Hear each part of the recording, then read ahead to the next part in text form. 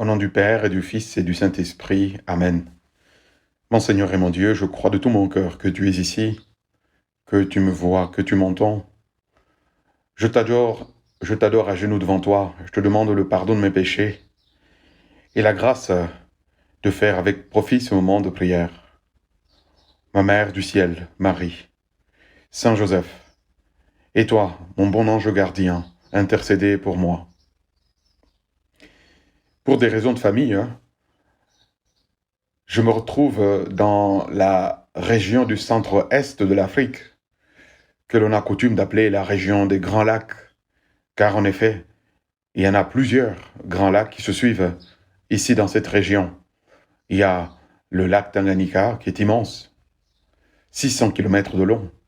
Il y a le lac Kivu, le lac Édouard, le lac Albert, et plus à l'est, vers le Kenya, il y a le lac Victoria. Je prie avec toi en ce moment sur les berges et sous la brise du lac Kivu qui s'étale devant moi. Il est d'une grande beauté. J'ai devant les yeux comme un bassin immense, immense, qui s'étale à perte de vue. Et il n'est pas rare d'observer passer des pêcheurs qui vont leur chemin. Et comme l'évangile alors de ce jour tombe bien pour moi, il s'agit rien moins que d'une scène de la vie de Jésus en pleine mer où la barque du Seigneur est frappée par les flots.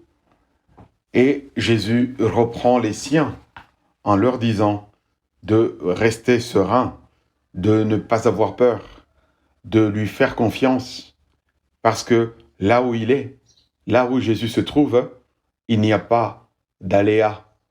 Tout est sous contrôle, pour ainsi dire. Je te lis alors l'Évangile. L'Évangile de ce mardi, de la 13e semaine, du temps ordinaire. En ce temps-là, comme Jésus montait dans la barque, ses disciples le suivirent, et voici que la mer devint tellement agitée que la barque était recouverte par les vagues. Mais lui dormait. Les disciples s'approchèrent et se réveillèrent en disant « Seigneur, sauve-nous, nous sommes perdus. » Mais il leur dit « Pourquoi êtes-vous si craintifs, hommes de peu de foi ?» Alors Jésus debout menaça les vents et la mer, et il se fit un grand calme. Les gens furent saisis d'étonnement et disaient « Quel est donc celui-ci pour que même les vents et la mer lui obéissent ?»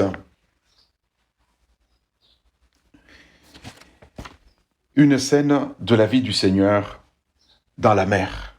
Et moi étant en face de la mer, en train de prier, en face d'un lac, d'un grand lac, en train de prier, devant un beau paysage.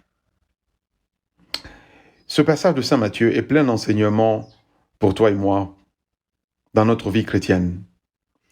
Ce passage est un peu comme une parabole de notre existence. Cette scène de la vie de Jésus, on peut la comparer à notre existence. Tout d'abord, notre passage ici-bas ressemble à y regarder de près à une traversée en bateau, d'un port à un autre.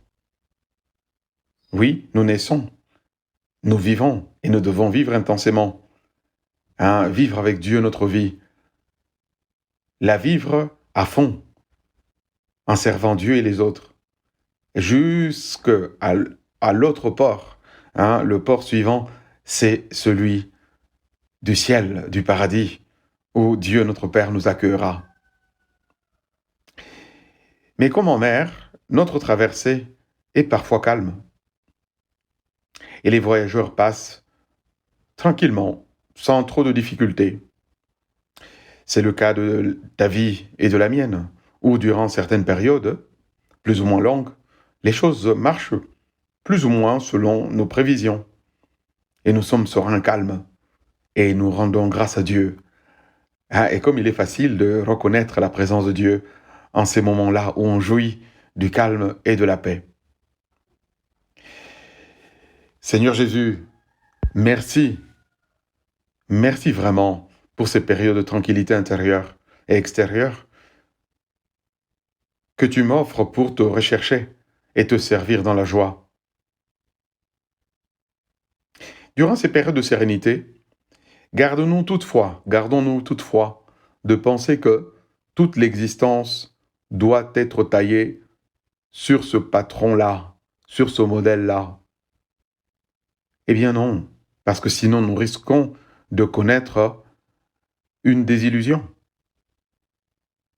Oui, comme en mer, il arrive parfois effectivement que dans ta vie et la mienne, notre petit monde intérieur ou extérieur connaisse la tribulation, l'agitation, le trouble, et qu'alors nous ressentions le stress ou même l'angoisse. Gardons-nous alors, dans ces circonstances-là, de penser que le Seigneur nous a abandonnés, qu'il s'en est allé, en nous laissant à notre triste sort. Parfois, on a la tentation de penser ainsi. Puisque je connais la tribulation, puisque j'ai des problèmes, c'est que le Seigneur m'a abandonné. Loin de là. Jésus est bien là. Mais notre faiblesse dans la foi nous empêche de le reconnaître. Je me souviens en ce moment, lorsque j'étais aumônier d'un hôpital, d'une maman découragée à l'hôpital qui faisait le garde malade d'un grand garçon qui était vraiment bien malade. Et cette dame était toute chagrine, car, disait-elle, son fils souffrait beaucoup et qu'on n'arrivait pas à savoir de quoi exactement. Et qu'en plus, cette famille-là connaissait plusieurs autres malheurs par-dessus le marché.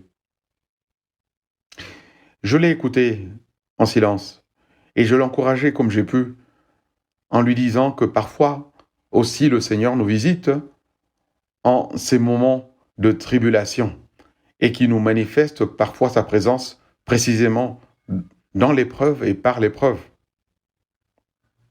Mais il faut de la foi, il faut une grande foi pour voir les choses ainsi dans les moments d'épreuve. Je crois que j'ai réussi à lui donner un peu d'espoir et à regarder les choses avec un regard chrétien.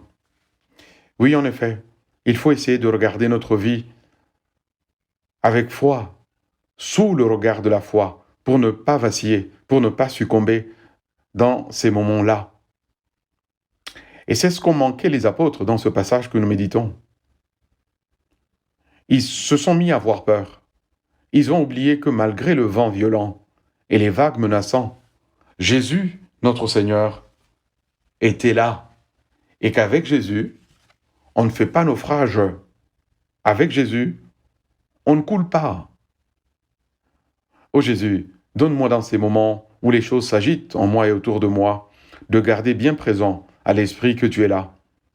Et que toi présent, il n'y a rien à craindre. Car tu sais retourner de manière avantageuse toutes les situations en faveur de tes amis. Jésus reproche à la fin à ses apôtres leur attitude craintive, puisqu'elle est comme une manifestation de manque de foi, d'absence de confiance en la toute-puissance divine qu'il incarne. En effet, la foi doit être habituellement en nous, pour toi et moi, comme une ancre sûre, un socle solide sur lequel nous devons bâtir notre existence. De cette façon, malgré les aléas de la vie, il y en a et il y en aura, nous pouvons toujours garder la sérénité et le calme, car nous nous savons entre les mains de Dieu, rien moins que les mains de Dieu. Seigneur Jésus, n'est-ce pas cela qui explique le calme et la paix et la tranquillité de la vie des saints? Oui, la vie des saints, malgré que eux non plus n'ont pas été épargnés par l'épreuve, la tribulation. Ils sont sereins, et cette sérénité encourage, attire. Donne-nous, Jésus, durant notre traversée d'ici-bas. Donne-nous, comme en conclusion de cette méditation, une foi plus ferme en ta présence dans nos vies. Ainsi nous pourrons vivre dans l'assurance que procure la foi en Dieu, et à notre tour, nous serons des artisans de cette paix et de cette sérénité, de vision de foi parmi nos proches et nos amis. Dans un élan d'enthousiasme plein de foi, on pourrait même dire qu'avec Jésus, dans la barque, tout est sous contrôle. Je te remercie, mon Dieu, des bonnes résolutions, des beaux désirs et des inspirations que tu m'as inspirés durant ce moment de prière. Je te demande de m'aider à les mettre en pratique. Ma mère Marie, Saint Joseph, et toi, mon ange gardien, accompagnez-moi toujours en chemin